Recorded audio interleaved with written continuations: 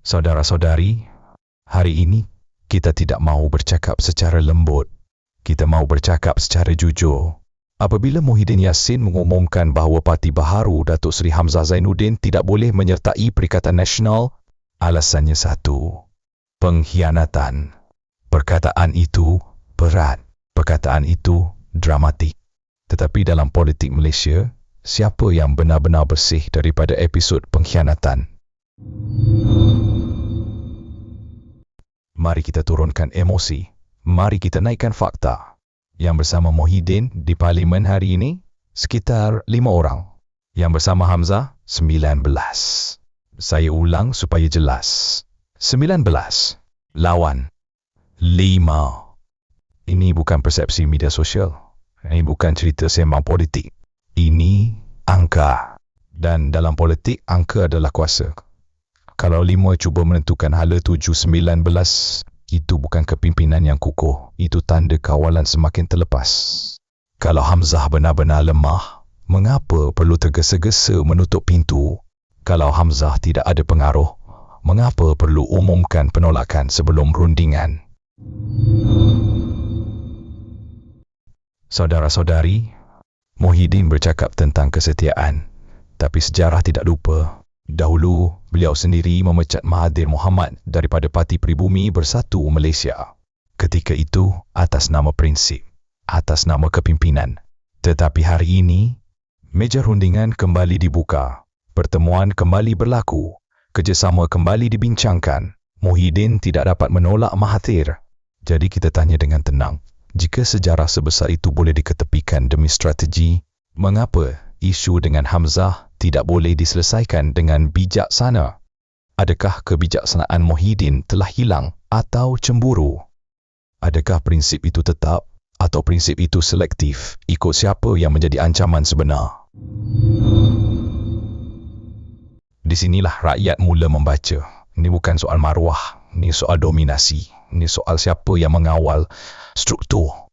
Lebih menarik lagi, Muhyiddin hari ini disokong oleh individu seperti Azmin Ali dan Faizal Azumo. Nama-nama ini bukan asing dengan kontroversi. Masalah integriti, isu moral, masalah kepercayaan rakyat, dan mereka ini ada beban politik. Tetapi mereka diterima. Kenapa? Kerana mereka tidak membawa angka 19. Mereka tidak membawa blok kuasa alternatif. Mereka tidak mengancam kedudukan Muhyiddin. Itu bezanya. Dan jangan kita lupa, Parti Islam se-Malaysia adalah parti dengan kerusi terbanyak dalam PN. PAS ada jentera, PAS ada disiplin, PAS ada akar umbi. Kalau benar PN bergerak atas semangat musyawarah, mengapa suara parti paling besar tidak kelihatan mendominasi keputusan? Mengapa satu individu kelihatan lebih keras daripada keseluruhan struktur gabungan? Ini bukan lagi soal menerima atau menolak Hamzah. Ini soal gaya kepimpinan.